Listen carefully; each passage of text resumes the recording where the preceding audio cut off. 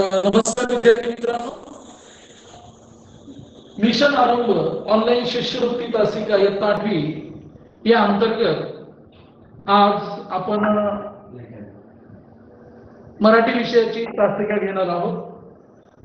जिल्हा परिषद अहिल्यानगर आयोजित मिशन आरंभ आणि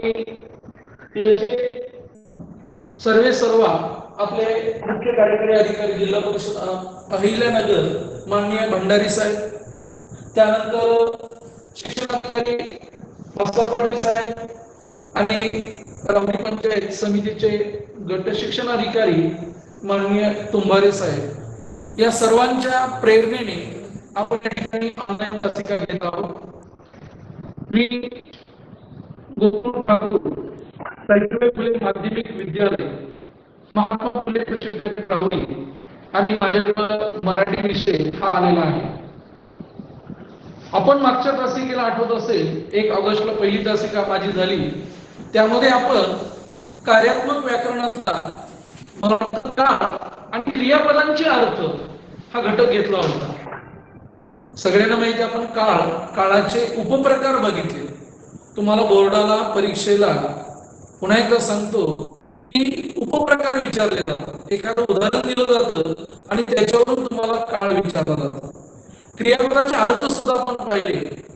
क्रियापदाचे अर्थ म्हणजे बोलणाऱ्याच्या मनातला, म्हणजे क्रियापदाच्या रूपावरून जेव्हा बोलणाऱ्याच्या मनातला भाव तेव्हा त्याला क्रियापदाचे अर्थ असे म्हणतात. म्हणजे क्रियापदाच्या रूपावरून बोलणाऱ्याच्या मनातला हेतू आपण उद्देश करतो तेव्हा त्याला क्रियापदाचे अर्थ म्हणतात. आणि क्रियापदाचे अर्थ 4 आपण पाहिले: स्वार्थ, आज्ञार्थ, विद्यार्थ आणि संकेतार्थ. आजच्या तासिकेला आपण एक नवीन घटक घेणार आहोत आणि तो म्हणजे समास व त्यांचे प्रकार. बघा, इयत्ता 8वीला म्हणजे 5वी 6वी 7वीला आतापर्यंत न झालेला हा भाग आहे. समास, अलंकार आणि वृत्त हे 3 घटक आहेत. कार्यात्मक व्याकरणातले 3 घटक आहेत की जे आतापर्यंत कधीही झालेले नाही तुम्हाला. आणि हा नवीन घटक आहे आणि त्यामुळं आपण लक्षपूर्वक व्यवस्थित समजून घ्या, कारण परीक्षेला याच घटकांवर प्रामुख्याने प्रश्न असतो म्हणजे असतोच. कारण हे नवीन घटक आहे. शब्दांची जाती झालेल्या असतात. तुम्हाला समानार्थी, विरुद्धार्थी किंवा लिंग, वचन हे भाग 5वी पासून तुम्हाला चालू असतो. पण हे घटक आहे नवीन आहे. तर या ठिकाणी समास व त्यांचे प्रकार हा घटक पाहण्या अगोदर तुम्हाला सगळ्यांना माहिती आहे की मनुष्य हा खूप हुशार प्राणी आहे, सुंदर प्राणी. जीवन जगताना तो काटकसर करतो. मनुष्य हा जीवन जगताना काटकसर करतो आणि जीवन जगताना म्हणजे बोलणं, भाषेचा वापर हा सुद्धा एक काटकसरीचा भाग आहे. आणि म्हणून व्यवहारामध्ये काय करत असतो मनुष्य? काटकसरीने बोलत असतो. म्हणजे 2 शब्द आहेत, 2 शब्द एकत्र करून वापरतो. आपण म्हणत नाही आज चंद्राचा उदय झाला, तो म्हणतो चंद्रोदय झाला. सूर्योदय झाला, सूर्योदय झाला. सूर्याचा अस्त झाला, तो सूर्यास्त झाला असं म्हणतो. कधी कधी काही शब्द गाळून एकत्र करून, म्हणजे पोळीसाठी पाठ असं न म्हणता पोळपाट म्हणतो. आज घरी बटाटे घालून वडा तयार केलाय असं म्हणतात. तर असं न म्हणता आज बटाटे वडा केलाय. आज सण समारंभ चालू आहेत, श्रावण महिना. आता बैलपोळा येईल, मग आपण घरात आपण म्हणतो का आज पुरण घालून पोळी तयार केली आहे असं म्हणत नाही. आपण आज पुरणपोळीचा स्वयंपाक आहे. म्हणजे अशा प्रकारे मनुष्य हा 2 शब्द जे आहेत, बघा समास कशाला म्हणतात हे फार महत्वाचं आहे. परीक्षेला कधी कधी असाही प्रश्न विचारला जातो, शब्दांच्या एकत्रीकरणाला काय म्हणतात? तर बघा, शब्दांच्या एकत्रीकरणाला समास असे म्हणतात.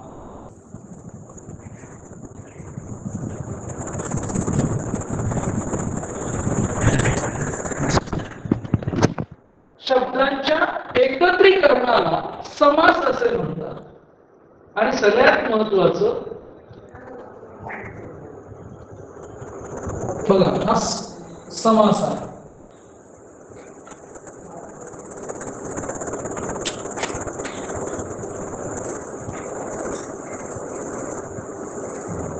दोन मिनिटं.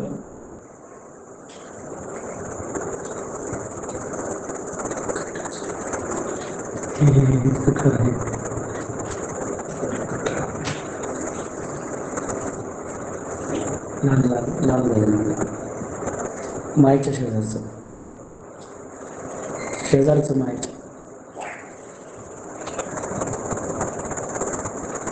तिकट करा. हा बघा इकडं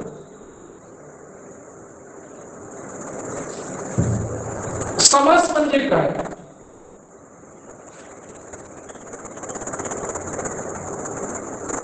दोन मिनिटं बघा.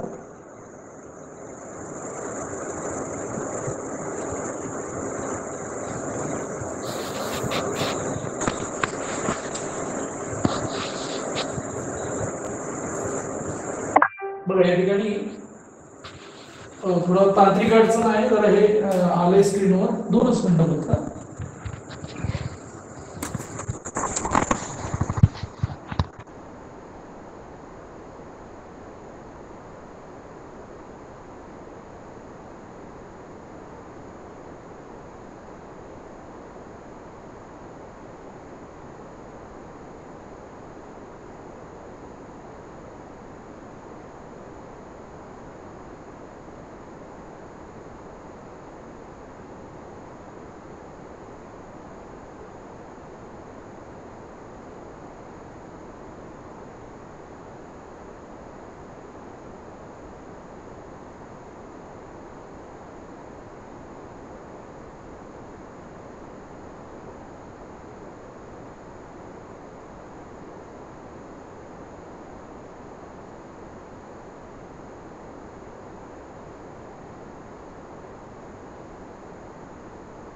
बघा विद्यार्थी, समास म्हणजे काय? समास म्हणजे काय तर शब्दांच्या एकत्रीकरणाला समास आणि वर्णांच्या एकत्रीकरणाला संधी असतो. पुन्हा एक लक्षात घ्या, वर्णमालेत आपण संधी प्रकरण पाहिलं. संधी म्हणजे काय तुम्हाला सगळ्यांना माहिती. एकमेकांपुढे आलेले दोन वर्ण, एकमेकांपुढे आलेले दोन वर्ण एकत्र होणे संधी असते. संधी परीक्षेमध्ये असं विचारलं जातं, दोन वर्णांच्या एकत्रीकरणाला टिप्पणी असं म्हणतात. मग पर्यायामध्ये चार पर्याय असतात. वर्णांच्या एकत्रीकरणाला टिप्पणी असे म्हणतात. एक पर्याय असतो संधी, दुसरा पर्याय असतो समास, तिसरा पर्याय असतो अलंकार, चौथा पर्याय काय अद्भुत काही नसतं. पण वर्णांचं एकीकरण म्हणजे संधी. जेव्हा एकमेकांमध्ये दोन वर्ण एकत्र होतात तेव्हा त्याला संधी असं म्हणतात. आणि शब्दांच्या एकत्रीकरणाला बघा दोन किंवा दोनांपेक्षा अधिक शब्द जेव्हा एकत्र येतात तेव्हा त्याला समास. परीक्षेत आलेले लक्षात ठेवा, वर्णांच्या एकत्रीकरणाला संधी म्हणतात आणि शब्दांच्या एकत्रीकरणाला समास असे म्हणतात. आता पुढचं लक्षात घ्या. बघा शब्दांच्या एकत्रीकरणाने जो एक जोड शब्द तयार होतो त्याला समास शब्द म्हणतात. म्हणजे शब्दांच्या एकत्रीकरणाने, इथं लक्षात घ्या, एक शब्द लिहिला, इथे एक शब्द लिहिला तुमच्या लक्षात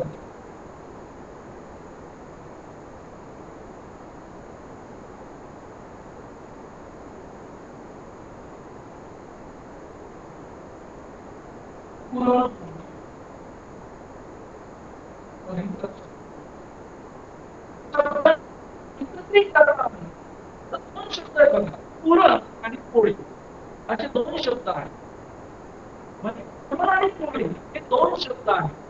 किंवा पोळपाट, पोळपाट लक्षात घ्या, किंवा बटाटे म्हणजे दोन शब्द एकत्र येतात. आणि चंद्रमुख, चंद्र आणि मुख हे दोन शब्द आहेत. क्रीडांगण, क्रीडा आणि अंग, गैरहजर, गैर आणि हजर. मी आता जे उदाहरणच सांगितले तर हे सगळे सामान्य म्हणजे शब्दांच्या एकत्रीकरणाने जो एक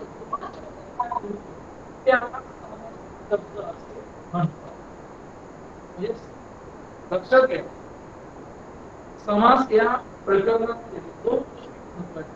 सामासिक शब्द कशाला म्हणतात, समास कशाला म्हणतात.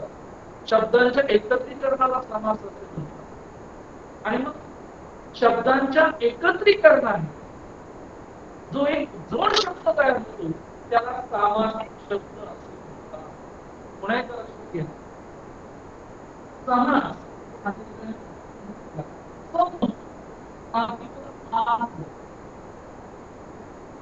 समास या संस्कृत धातूपासून तयार झालेला शब्द आहे. याचा अर्थ काय, समास म्हणजे एकत्र करणे. समास म्हणजे काय, एकत्र करणे. समअधिकास या संस्कृत धातूपासून तयार झालेला हा शब्द आहे.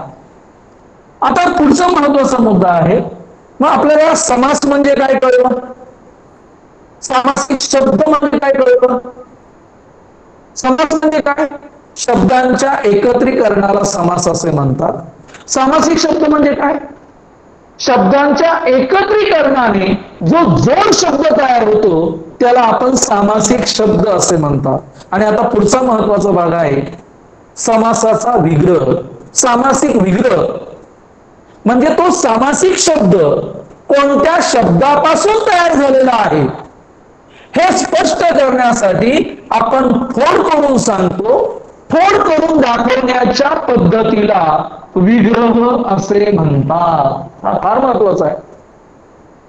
परीक्षेला कधी कधी विचारलं होतं सामासिक शब्दाचा विग्रह करा. मग विग्रह म्हणजे काय, विग्रह म्हणजे काय, तर सामासिक शब्द हा कोणत्या शब्दापासून तयार झालेला आहे हे स्पष्ट करण्यासाठी आपण त्या शब्दाची फोड करून सांगतो. आणि ही फोड करून दाखवण्याची जी पद्धत आहे त्याला विग्रह असे म्हणतात. सामासिक शब्द म्हणजे समजा आपण आता पुरणपोळी शब्द घेतलाय, मग पुरण घालून तयार केलेली पोळी हा झाला त्या शब्दाचा विग्रह. गैरहजर, हजर नसलेला हा झाला त्याचा विग्रह. क्रीडांगण, क्रीडेसाठी अंगण. राजवाडा, राजाचा वाडा हा झाला त्याचा विग्रह. म्हणजे सामासिक शब्द कोणत्या शब्दांपासून तयार झालेला आहे हे स्पष्ट करण्यासाठी आपण त्याची फोड करून सांगतो आणि फोड करून दाखवण्याच्या पद्धतीला विग्रह असे म्हणतात.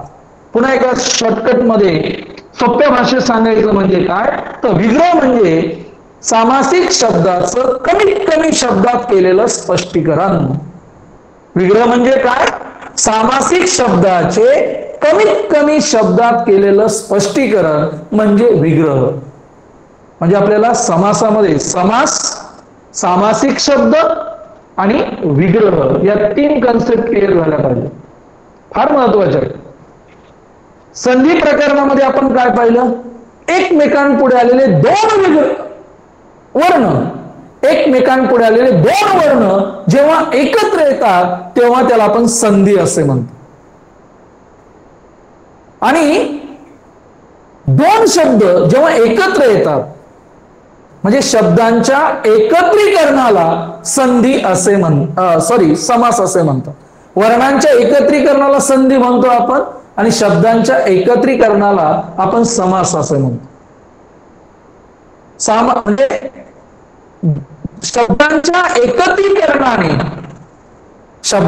एकत्रीकरणाने जो जोड शब्द तयार होतो त्याला आपण सामासिक शब्द असे म्हणतो. आणि हा सामासिक शब्द कोणत्या शब्दापासून तयार झालेला आहे हे स्पष्ट करण्यासाठी आपण फोड करून सांगतो. फोड करून दाखवण्याच्या पद्धतीला विग्रह असे म्हणतात. मग विग्रह म्हणजे काय, तर सामासिक शब्दाचं कमीत कमी शब्दात केलेलं स्पष्टीकरण म्हणजेच विग्रह.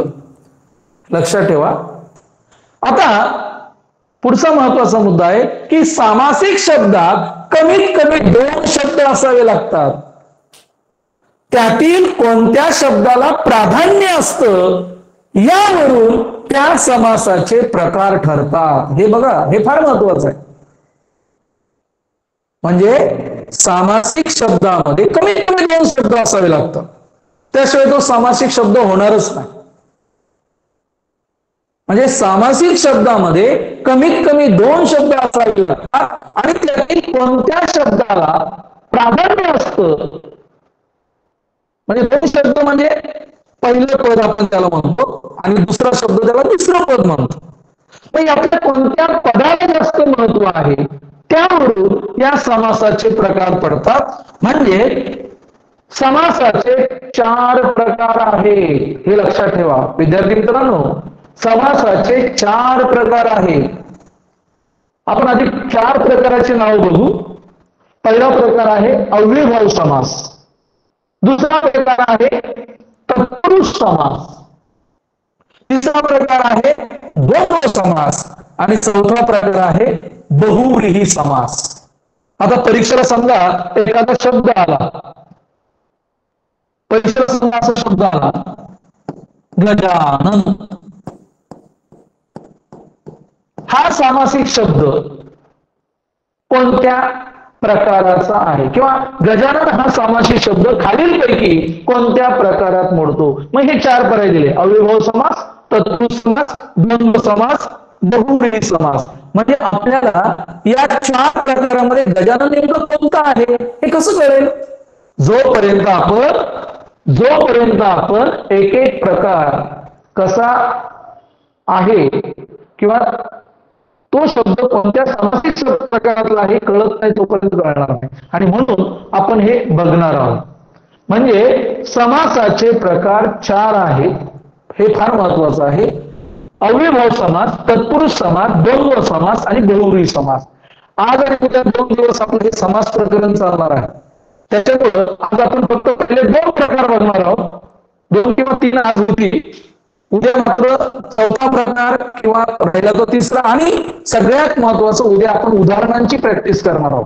जास्तीत जास्त उदाहरणं घेणार आहोत. म्हणजे तुम्हाला कळेल की समास प्रकरण खूप सोपं आहे. याच्यावर कुठलाही प्रश्न आला तर आपण तो सॉल्व्ह करायचा आहे, उत्तर आपल्याला अचूक द्यायचं आहे.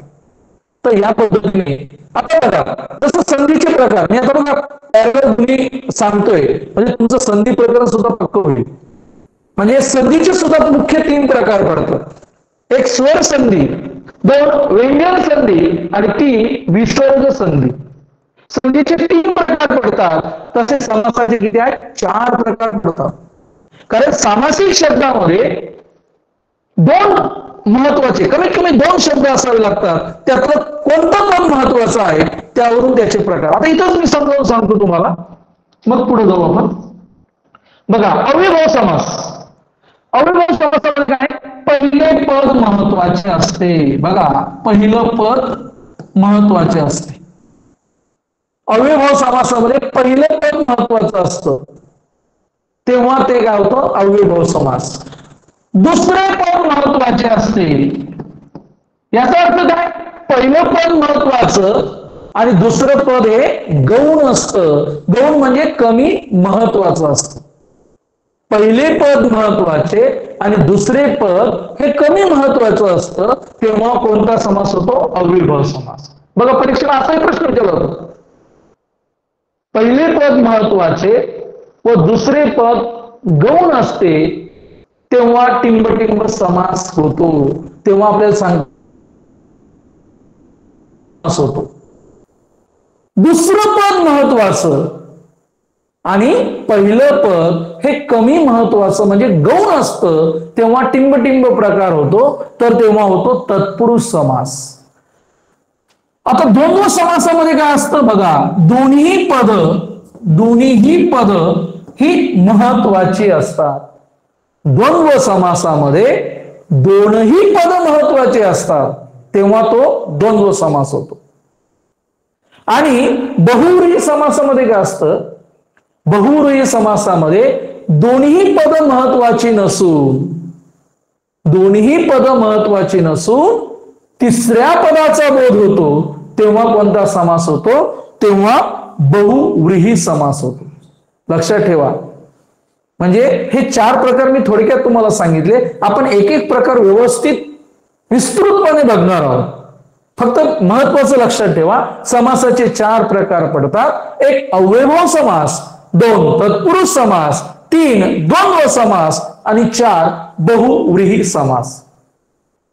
म्हणजे सामासिक शब्दात कोणते पद महत्वाचे आहे, सामासिक शब्दामध्ये कोणते पद महत्वाचे आहे यावरून समासाचे प्रकार पडतात, 4 प्रकार पडतात. पहिलं पद महत्वाचं, दुसरं पद गौण अव्ययभाव समास, दुसरं पद महत्वाचं, पहिलं पद गौण तत्पुरुष समास, दोन्ही पद महत्वाची द्वंद्व समास, आणि दोन्ही पद महत्वाची नसून तिसऱ्या पदाचा बोध होतो तेव्हा होतो हा बहुव्रीही समास. आता आपण चला एक एक प्रकार बघणार आहोत. आता आपण पहिला प्रकार बघणार आहोत अव्ययभाव समास. पुन्हा एकदा स्पष्टीकरण बघा. या सामासिक शब्दामध्ये पहिलं पद महत्वाचं असतं. अव्ययभाव समास ओळखायला फार सोपा पहा. पहिलं पद महत्वाचं असतं. या सामासिक शब्दाचा उपयोग वाक्यात क्रिया विशेषण अव्ययांसारखा केला जातो. बघा इथं बघा उदाहरण दिलंय, प्रत्येकाने गरजूंना यथाशक्ती मदत केली पाहिजे. कशी मदत केली पाहिजे? यथाशक्ती.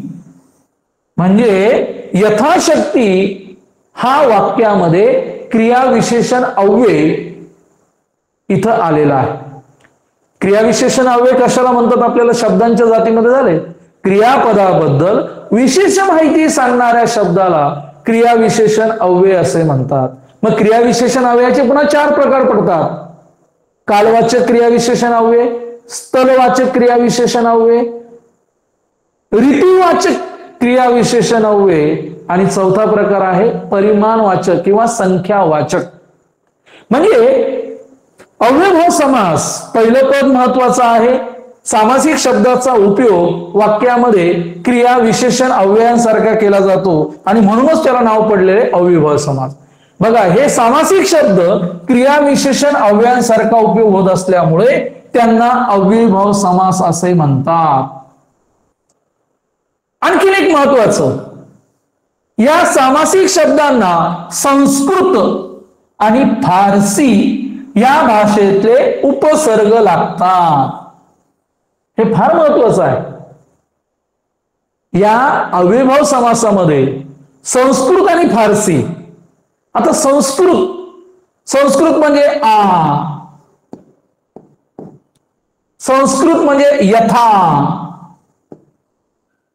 संस्कृत म्हणजे प्रति. हे बघा हे संस्कृत काय आहे? उपसर्ग. पुन्हा महत्वाचं लक्षात घ्या, उपसर्ग म्हणजे काय? शब्दाच्या आधी लागतो तो उपसर्ग आणि शब्दाला शेवटी लागतो त्याला म्हणतो आपण प्रत्यय. विभक्तीचा प्रत्यय म्हणतो आपण. बघा विभक्तीचा प्रत्यय सगळ्यांना माहितीये. प्रत्यय हा शेवटी लागतो. उदाहरणार्थ आईने चाकूने भाजी चिरली. चाकूने ने प्रत्यय आहे.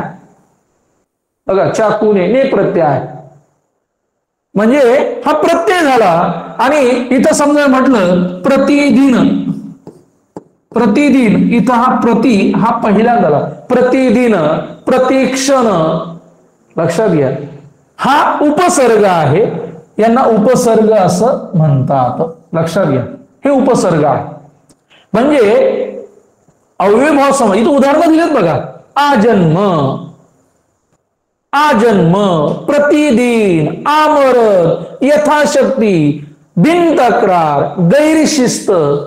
आता हे बिन हा गैर किंवा बेमालूम, बेजबाबदार हे फारसी शब्द आहे. फारसी म्हणजे पुन्हा एकदा लक्षात घ्या अव्ययभाव समास 3-4 गोष्टी महत्वाच्या आहेत. अव्ययभाव समास. आणखीन एक गोष्ट ती सांगतो मग पुढे जाऊ आपण. आणखीन एक गोष्ट आहे अव्ययभाव समासातली. मराठी शब्दांची द्विरुक्ती होऊन बनलेले शब्द आहेत. द्विरुक्ती. मराठी शब्दांची द्विरुक्ती होऊन बनलेले जे शब्द आहेत, द्विरुक्ती होऊन बनलेले जे जोड शब्द आहेत ते अव्ययभाव समासामध्ये येतात. उदाहरणार्थ बघा घरोघरी, पदोपदी, दारोदार, गावोगाव, रातोरात, पावलोपावली, घडोघडी. म्हणजे अव्ययभाव समासातले पुन्हा एकदा परत रिपीट करतो. अव्ययभाव समास पहिलं पद महत्वाचं. इथं लिहितो बघा. पहिले पद महत्वाचे. पहिले पद महत्वाचे.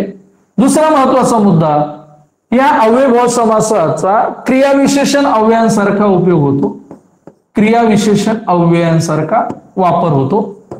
तिसरं, यांना संस्कृत आणि फारसी भाषेतले उपसर्ग लागतात.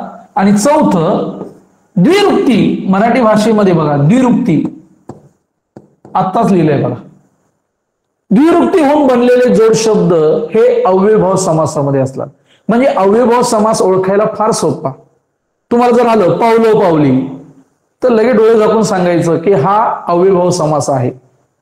दारोदारी, पावलो पावली म्हणजे प्रत्येक पावलाला, दारोदारी म्हणजे प्रत्येक दाराला, सालोसाल म्हणजे प्रत्येक साली.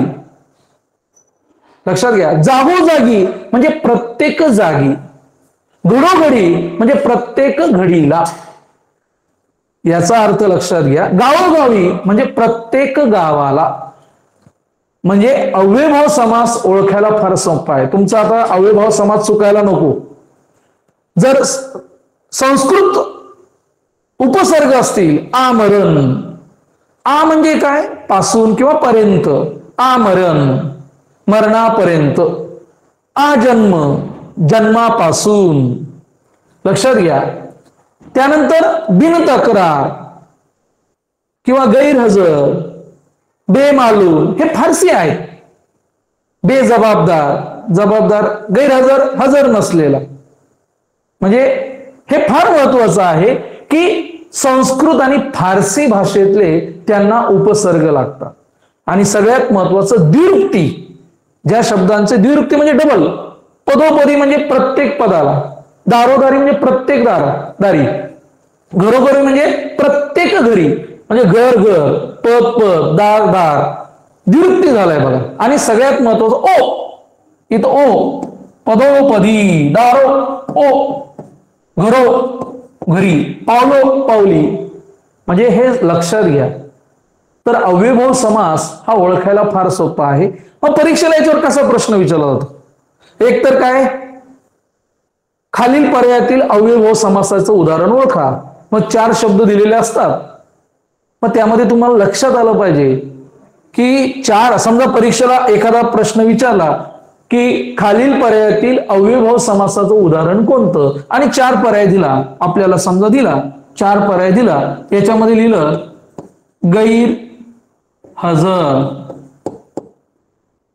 2 मिनिटं, गैर हजर 2, स्त्री पुरुष 3, नीलकंठ 4, इथं लिहिलं नवरात्र, इथं पुसलं गेलं, 2 मिनिटं, आता पुसलं जात आहे, 2च मिनिटं. हा परत मी एकदा परत तुम्हाला उदाहरण सांगितलंय. समजा परत इथे लिहितो बघा, गैरहजर, नंतर नीलकंठ, त्यानंतर इथं लिहिलं नवरात्र, लक्षात घ्या. आणि इथं लिहिलं गावोगावी. आणि परीक्षेला प्रश्न विचारला, इथं प्रश्न विचारला काय, खालील पर्यायातील अव्ययभाव समासाची 2 अचूक पर्याय नोंदवा. मग अव्ययभाव समासाची 2 उदाहरणं ओळखायची. पर्यायातून 2 अव्ययभाव समासाची 2 शब्द ओळखायचे, किंवा खालील पर्यायातील अव्ययभाव समास प्रकारातील सामासिक शब्द कोणते, आणि कंसात विचारलं जातं 2 अचूक शब्द किंवा पर्याय नोंदवा. मग इथं बघा, गैरहजर हा आपल्याला माहितीये फारसी शब्द लागलाय. गैरहजर म्हणजे हजर नसलेला. नीलकंठ नाही, नवरात्र नाही. आपण आता एकच प्रकार पाहिलाय. इथं लक्षात आलंय गावोगावी. गावोगावी म्हणजे प्रत्येक गावी. मराठी शब्दांची काय झालेली आहे, द्विरुक्ती झालेली आहे. म्हणजे लगेच तुम्हाला लक्षात आलं पाहिजे, पर्याय क्रमांक 1 आणि पर्याय क्रमांक 4 हे काय आहेत, अव्ययभाव समासाचे 2 उदाहरणं आहेत, किंवा या 2 शब्द, हे 2 सामासिक शब्द आहेत की ज्यांचा अव्ययभाव समास होतो. समासाचे 4 प्रकार आहेत, त्यातल्या पहिल्या प्रकाराची ही 2 उदाहरणं आहेत. आता ही 2 कोणती आहेत आपण पुढचे प्रकार पाहू तेव्हा आपल्याला कळेल. तर अशा प्रकारे पुन्हा एकदा लक्षात घ्या, सामासिक शब्दामध्ये कमीत कमी 2 शब्द असावे लागतात. त्यातलं कोणता शब्द महत्वाचा आहे किंवा कोणत्या शब्दाला प्राधान्य दिलं जातं त्यावरून त्या सामासिक शब्दाचे प्रकार पडतात. तर आपण पहिला प्रकार पाहिला आपण अव्ययभाव समास, म्हणजे यामध्ये पहिल्या पदाला अधिक महत्व आहे. पहिलं पद महत्वाचं आणि दुसरं पद हे कमी महत्वाचं आहे किंवा आपण त्याला गौण असं म्हणतो. पुन्हा एकदा लक्षात घ्या की या ठिकाणी आमरण म्हटलं तर आ आणि मरण हे 2 शब्द आहेत. तुम्हाला बऱ्याच जणांना वाटलं असेल सरांनी आम्हाला फोन करून नाही सांगितले. अव्ययभाव समासामध्ये आमरण, आ आणि मरण किंवा यथाशक्ती, यथा आणि शक्ती हे 2 शब्द आहेत.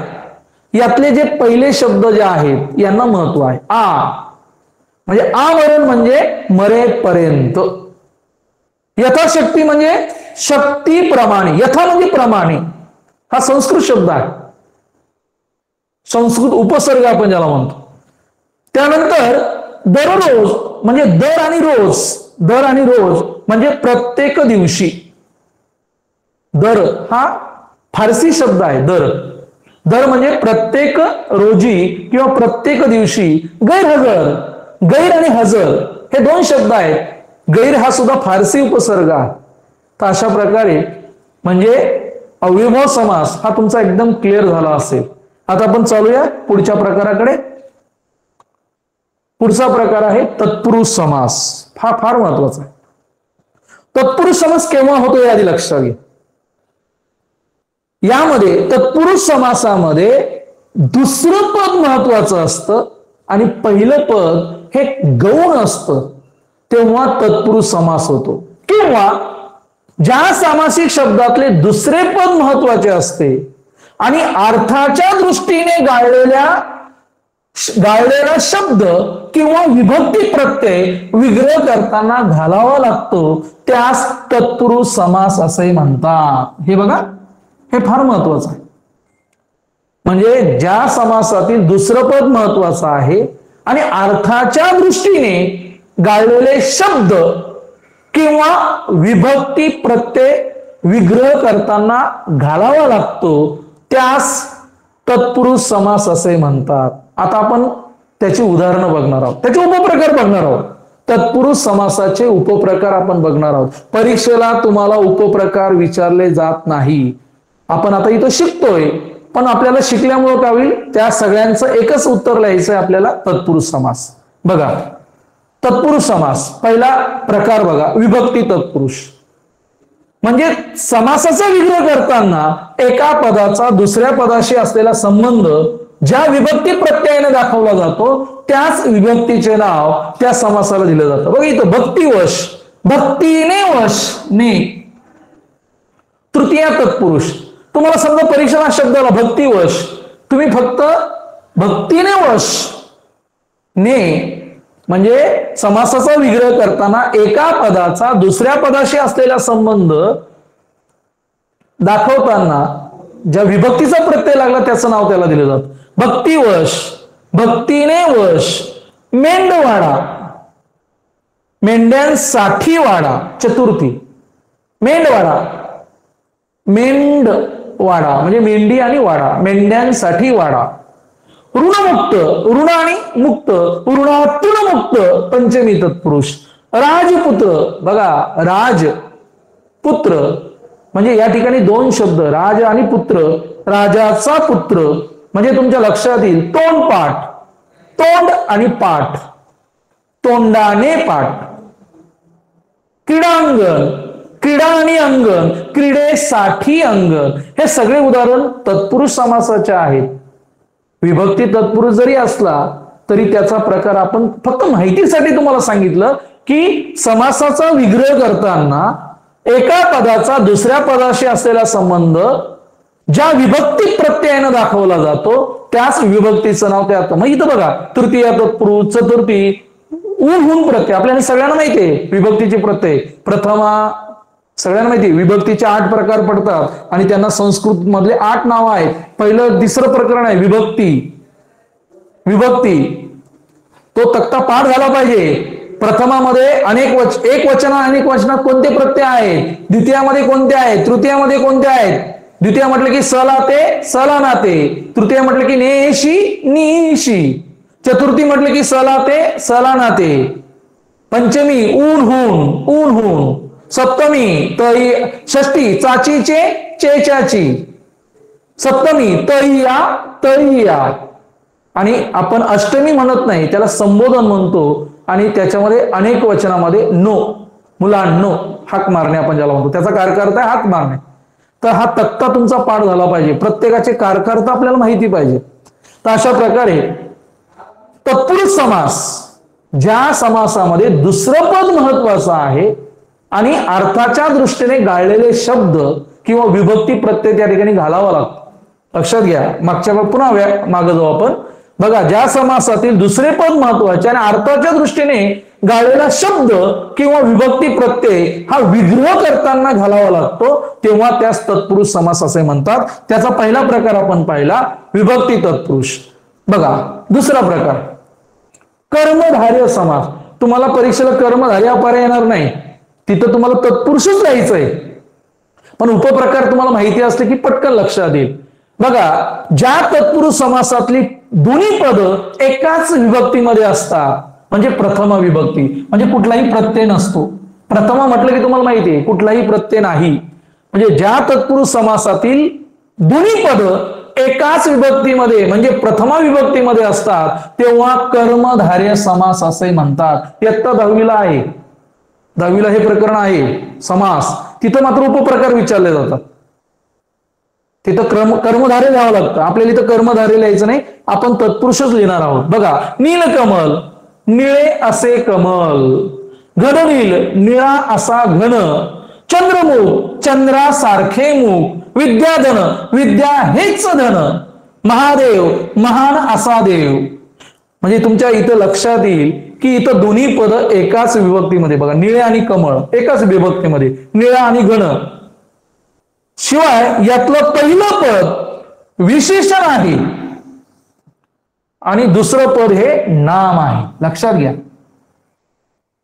पहिलं पद हे विशेषण आहे. चंद्रासारखे मुख, चंद्र हे विशेषण आहे, मुख हे नाम आहे. निळे असे कमळ, कमळ कसं आहे, निळ. म्हणजे पहिलं पद हे विशेषण आहे आणि दुसरं पद हे नाम आहे. कर्मधारय समास म्हणजे तत्पुरुष समासातील, म्हणजे ज्या तत्पुरुष समासातील दोन्ही पद हे एकाच विभक्तीमध्ये म्हणजे प्रथम विभक्तीमध्ये असतात, तेव्हा कर्मधारय समास. इथं बघा, महादेव, महान असा देव, देव कसा आहे, महान, महान हे त्याचे विशेषण आहे. धन, विद्या हेच धन, विद्यारूपी धन. तर अशा प्रकारे म्हणजे हे उदाहरण जर आले तुम्हाला चंद्रमुख, तर तुम्ही तत्पुरुष समास लिहायचे, कर्मधारय लिहायचंच नाही. तुम्हाला उपप्रकार मी माहितीसाठी सांगतोय. जसं आपल्याला असतं बघा, प्रयोगामध्ये आपण पाहिलं कर्तरी प्रयोग. कर्तरी प्रयोगाचे 2 प्रकार पडतात, सकर्मक कर्तरी आणि अकर्मक कर्तरी. परीक्षेला जर विचारलं सकर्मक अकर्मक तर लिहायचं. नुसतं कर्तरी म्हटलं, एखादं उदाहरण असलं कर्तरी प्रयोगाचं तर ते कर्तरीच लिहिणार. सकर्मक अकर्मक विचारलं तर आपण सकर्मक अकर्मक लिहितो. तसं इथं आहे, हे फक्त माहितीसाठी तुम्हाला मी सांगतोय. तत्पुरुष समास, तत्पुरुष समासातले उपप्रकार लक्षात ठेवा. विभक्ती तत्पुरुष म्हणजे तुम्हाला लगेच लक्षात येईल. क्रीडांगण, क्रीडेसाठी अंगण. भक्तिवश, भक्तीने वश. ऋणमुक्त, ऋणातून मुक्त. पंचमी, ऋणातून मुक्त म्हणजे तुमच्या लक्षात येईल की तो कर्मधारय विभक्ती तत्पुरुष आहे, पण तो म्हणजे तत्पुरुष समासाचं उदाहरण आहे. कर्मधारयामध्ये सुद्धा बघा, दोन्ही पद एकाच विभक्तीमध्ये आहेत ज्या तत्पुरुष समासामध्ये. तर हे आता तिसरा प्रकार बघा, अजून तेच उदाहरण आहेत बघा. पितांबर, पिवळे असे पितांबर म्हणजे आपले हे कर्मधारयाचे उदाहरण चालू आहेत. पिवळे असे वस्त्र. महादेव, महा असा देव. तांबडी माती, तांबडी अशी माती. नीलकमल, नील असे. म्हणजे इथं बघा, यातील दोन्ही पदातला संबंध विशेषण विशेष्य, मगाशी सांगितलं तेच आहे, विशेषण आणि विशेष्य. विशेष्य म्हणजेच नाम किंवा उपमान उपमेय. उपमान उपमेय. उपमेय म्हणजे काय सगळ्यांना माहिती आहे. उपमेय आपल्याला या अलंकार पुढच्या प्रकरणामध्ये ते आपण बघणार आहोत. उपमेय म्हणजे काय? कवी किंवा एखादा लेखक ज्याचं वर्णन करतो, ज्याचं वर्णन करायचं असतं ते असतं उपमेय. आणि ज्याच्याशी म्हणजे बघा, किंवा ज्याचं वर्णन करायचं आणि ज्याच्याशी तुलना करायची आहे ते झालं उपमेय. उपमान. दोन गोष्टी लक्षात ठेवा, ते तेव्हा बघू आपण, फक्त इथं लक्षात ठेवा उपमेय म्हणजे काय आणि उपमान म्हणजे काय हे आपण पुढच्या प्रकरणात अजून व्यवस्थित बघणार आहोत. इथं फक्त लक्षात ठेवा उपमेय, उपमान आणि उपमेय. उपमेय म्हणजे ज्याचं वर्णन केलेलं असतं आणि ज्याच्याशी तुलना करायची असते, असे दोन घटक आहेत. इथं बघा, नरसिंह म्हणजे सिंहासारखा नर, मुखचंद्र. इथं हे मुख हे काय आहे? हे उपमेय आहे आणि चंद्र हे काय आहे? उपमा. म्हणजे बघा इथं लक्षात घ्या, चंद्रासारखे मुख म्हणजे मुखाला कोणाची हे दिलेलं आहे? चंद्राचे. तुझे मुख चंद्रासारखे सुंदर आहे. इथं लेखकाला कोणाचं वर्णन करायचं? कवीला कोणाचं वर्णन करायचं? मुखाचं. ज्याचे वर्णन उपमेय आणि ज्याच्याशी तुलना करायची, ज्याची तुलना करावायची आहे आणि ज्याच्याशी तुलना करावायची आहे, या दोन गोष्टी आहेत. तर हे उपमेय उपमान लक्षात ठेवा. ठीक आहे. पुढं तिसरा प्रकार द्विगु समास. हा सुद्धा तत्पुरुष समासाचाच भाग आहे. पहिलं पद हे संख्यावाचक विशेषण असतं, हे पहा लक्षात घ्या. मग अशी उदाहरणामध्ये टाकलं होतं बघा, नवरात्र म्हणजे 9 रात्रींचा समूह. पहिलं पद हे संख्यावाचक विशेषण असून संपूर्ण सामासिक शब्दाला समुदायवाचक अर्थ प्राप्त होतो. पंचपाळे 5 पाळ्यांचा, इथं पाया झालाय, 5 पाळ्यांचा समुदाय. नवरात्र 9 रात्रींचा समुदाय. पंचवटी 5 वडांचा समुदाय. त्रिभुवन 3 भुवनांचा समुदाय. म्हणजे हे सगळे उदाहरणं जे आहेत हे तत्पुरुष समासाचे आहेत. म्हणजे तुमच्या लक्षात येईल त्रिभुवन, अरे 3 भुवनांचा, म्हणजे इथं बघा त्रिभुवन, त्रि आणि भुवन हे 2 शब्द आहेत. त्रि आणि भुवन यातला भुवन हे दुसरं पद आहे, ते महत्वाचं आहे. सर काय झालं बघा, 2 मिनिटं स्क्रीनला प्रॉब्लेम आलाय. तर कर्मधारय समास, सॉरी, आपण तत्पुरुष समासाचे उपप्रकार पाहत होतो. तत्पुरुष समासामध्ये, ठीक आहे, तत्पुरुष समासामध्ये उपप्रकार पाहत होतो. पहिला आपला विभक्ती तत्पुरुष, दुसरा प्रकार आपण पाहिला कर्मधारय समास, तिसरा प्रकार आहे द्विगु समास. द्विगु म्हणजे काय की पहिलं पद संख्यावाचक विशेषण असतं. पंचपाळे, नवरात्र, पंचवटी, त्रिभुवन.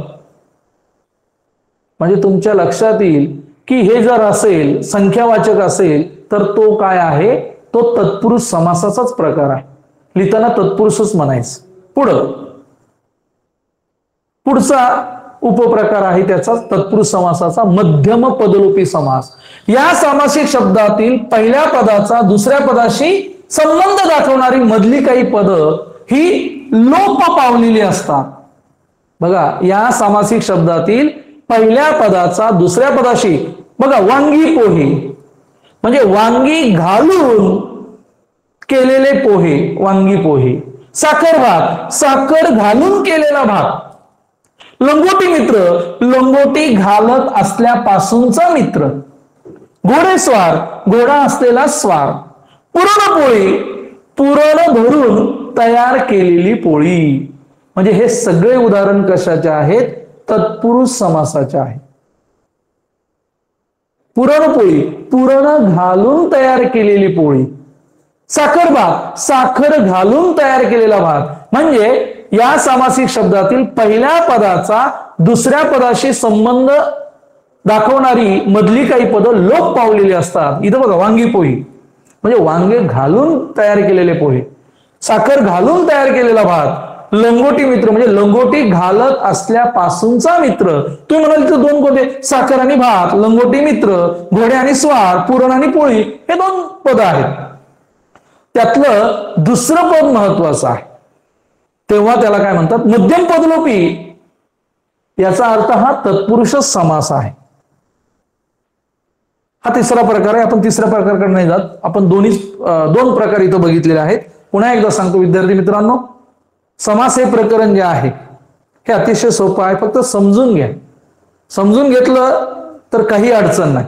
पुन्हा एकदा तुम्हाला सांगतो की आज आपण दोन महत्वाचे प्रकार बघितले, समासाचे दोन महत्वाचे प्रकार बघितले. उद्या आपण काय करणार आहोत की उरलेले दोन प्रकार बघून त्याच्यावरची ऍक्टिव्हिटीज भरपूर आहे. ऍक्टिव्हिटीज घेतल्यानंतर तुमच्या आणखीन क्लिअर होईल. पण आता सुद्धा क्लिअर झालेलं असेल. पुन्हा एकदा लक्षात घ्या, आतापर्यंत आपण काय पाहिलं पुन्हा एकदा रिपीट करतो. वर्णांच्या एकीकरणाला संधी म्हणतात. लक्षात ठेवा, दोन वर्ण जेव्हा एकत्र येतात तेव्हा संधी होते आणि दोन शब्द जेव्हा एकत्र येतात तेव्हा समास होतो. म्हणजे शब्दांच्या एकत्रीकरणाला समास असे म्हणतात. पुन्हा एकदा लक्षात घ्या, म्हणजे सामासिक शब्द कशाला म्हणतात? शब्दांच्या एकत्रीकरणाने जो एक जोड शब्द तयार होतो त्याला आपण सामासिक शब्द असे म्हणतात. आणि विग्रह कशाला म्हणतात? सामासिक शब्दाचा विग्रह कशाला म्हणतात? तर सामासिक शब्द कोणत्या शब्दापासून तयार झालेला आहे हे आपण फोड करून दाखवतो. आणि ही फोड करून दाखवण्याची पद्धत जी आहे त्यालाच आपण सामासिक विग्रह असे म्हणतो. म्हणजे इथे उदाहरण बघा ना, साखर भात हा सामासिक शब्द आहे, पण आपण फोड करून दाखवली, साखर घालून केलेला भात म्हणजे साखर. म्हणजे ही जी फोड केलेली आहे साखर घालून केलेला भात याला म्हणतात सामासिक विग्रह. विग्रह म्हणजे काय, मी एक थोडक्यात सांगितलं होतं. विग्रह म्हणजे काय, तर सामासिक शब्दाचं कमीत कमी शब्दात केलेलं स्पष्टीकरण. बघा, फार काही लांबलेलं नाही, कमीत कमी शब्दात केलेलं स्पष्टीकरण. गैरहजर, हजर नसलेला. म्हणजे विग्रह म्हणजे काय, सामासिक शब्दाचं कमीत कमी शब्दात केलेलं स्पष्टीकरण. पुन्हा एकदा लक्षात घ्या, सामासिक शब्दामध्ये कमीत कमी दोन शब्द असावे लागतात. आणि म्हणून त्या सामासिक शब्दाचं कोणता शब्द महत्वाचा, म्हणजे पहिला शब्द किंवा दुसरा शब्द, किंवा आपण त्याला म्हणतो पहिलं पद. पहिला शब्द म्हणजे पहिलं पद आणि दुसरा शब्द म्हणजे दुसरं पद. मग यातलं कोणतं पद महत्वाचं आहे यावरून त्या समासाचे चार प्रकार पडतात. ते चार प्रकार आपण माहिती आहेत. अव्ययभाव समास, दुसरा तत्पुरुष समास, तिसरा द्वंद्व समास आणि चौथा बहुव्रीही समास. तर त्यातला पहिला प्रकार आपण आज इथं पाहिला अव्ययभाव समास. त्यातला दुसरा प्रकार आपण पाहिला तत्पुरुष समास. आता अव्ययभाव समास, आता एकदा तुम्हाला परत 5 मिनिटं वेळ आहे तर पुन्हा एकदा तुम्हाला सांगतो. एक ब्लँक पेज सर.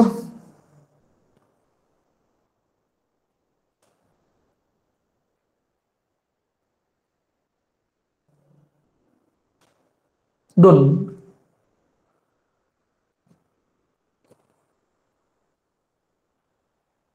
ठीक, ओके. हे आपल्याला ब्लँक पेज आले. आज आपण दोन प्रकार पाहिले, इकडे लक्ष द्या. अव्ययभाव समास आणि दुसरा प्रकार आपण पाहिला तत्पुरुष समास. हे दोन प्रकार पाहिले. आता तुमच्या सहज लक्षात येईल, अव्ययभाव समास म्हटलं ओळखायला फार सोपं. यातलं पहिलं पद महत्वाचं. यांना संस्कृत आणि फारसी भाषेतले उपसर्ग लागलेले असतात. तिसरं, मराठी शब्दातील द्विरुक्ती होऊन झालेले शब्द अव्ययभाव समासामध्ये येतात. म्हणजे परीक्षेला कोणतंही उदाहरण आलं, समजा उदाहरण आलं पावलो पावली, पावलो पावली, हा सामासिक शब्द कोणत्या प्रकारातला आहे लगेच सांगता आलं पाहिजे. पावलो पावली, मराठी शब्दांची द्विरुक्ती झाली, अव्ययभाव समास, लगेच सांगता आलं पाहिजे. बिन तक्रार, बिन म्हटलं लगेच लक्षात घ्या फारसी उपसर्ग आहे, अव्ययभाव समास. यथाशक्ती, शक्तीप्रमाणे, यथा संस्कृत उपसर्ग आहे, डोळे झाकून लिहू शकता आपण अव्ययभाव समास. म्हणजे संस्कृत आणि फारसी भाषेतले उपसर्ग लागलेले असले आणि मराठी शब्दांची द्विरुक्ती झालेली असेल तर हा आहे अव्ययभाव समास. आणि दुसरा प्रकार कोणता आहे? तत्पुरुष. आता तत्पुरुष समास सगळ्यांना माहिती आहे, यातलं दुसरं पद महत्वाचं आहे. आणि या सामासिक शब्दाचा विग्रह करताना अर्थाच्या दृष्टीने गाळले गेलेले शब्द किंवा विभक्ती प्रत्यय हा घालावा लागतो विग्रह करताना. आता तत्पुरुष समासाचे पुन्हा आपण उपप्रकार पाहिले. उपप्रकार फक्त माहितीसाठी ठेवा, उत्तर लिहिताना तत्पुरुषच लक्षात ठेवा. मग उपप्रकार काय आहे? पहिला आपण पाहिला विभक्ती तत्पुरुष.